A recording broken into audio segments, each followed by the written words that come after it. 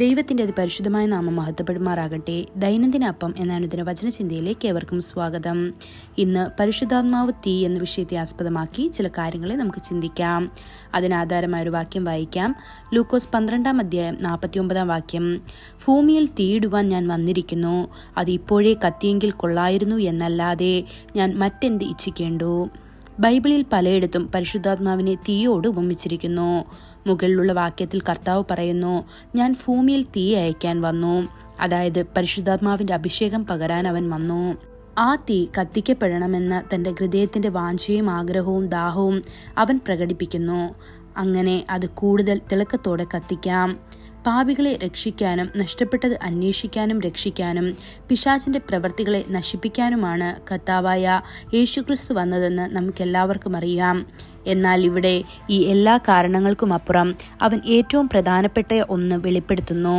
ഞാൻ ഭൂമിയിൽ തീ അയക്കാൻ വന്നു, അതായത് പരിശുദ്ധാത്മാവിന്റെ അഭിഷേകം പകരാൻ. തൻ്റെ ജനം അഗ്നി പോലെ ജീവിക്കണമെന്നാണ് കർത്താവായ യേശുക്രിസ്തുവിൻ്റെ ആഗ്രഹം.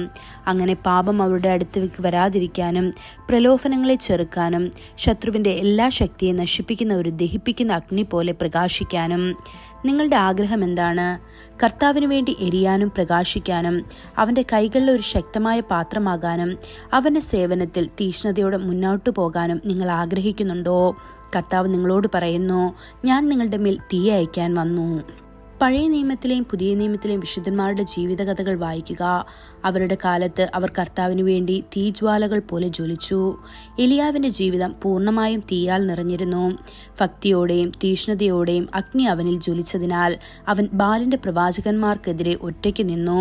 തീ കണ്ട് ഉത്തരം നൽകുന്ന ദൈവം അവൻ ദൈവമാണ് എന്ന് വിളിച്ചുകൊണ്ട് അവൻ സ്വർഗത്തിൽ നിന്ന് തീ ഇറക്കി. ആ അഗ്നി അഭിഷേകത്തിലൂടെ അവൻ എല്ലാ ഇസ്രായേലിന്റെയും ഹൃദയങ്ങളെ കർത്താവിങ്കിലേക്ക് തിരിച്ചു. യോഹന്നാൻ സ്നാപകനെ കുറിച്ച് ബൈബിൾ പറയുന്നു, അവൻ ജ്വലിക്കുന്നതും പ്രകാശിക്കുന്നതുമായ വിളക്കായിരുന്നു. അവന്റെ വെളിച്ചത്തിൽ സന്തോഷിക്കാൻ നിങ്ങളൊരു സമയം ആഗ്രഹിച്ചു. അവന്റെ വെളിച്ചം അനേകരെ ആകർഷിച്ചു. ക്രിസ്തുവിന്റെ ഒന്നാം വരവിന് മുൻപ് വഴിയൊരുക്കാൻ അവൻ അഗ്നി പോലെ ജീവിച്ചു. ഈ ദിവസങ്ങളിൽ വഴിയൊരുക്കാൻ നമുക്കും അഗ്നി പോലെ ജീവിക്കാം. ദൈവമക്കളെ, ഇത് നമ്മുടെ സമയമാണ്.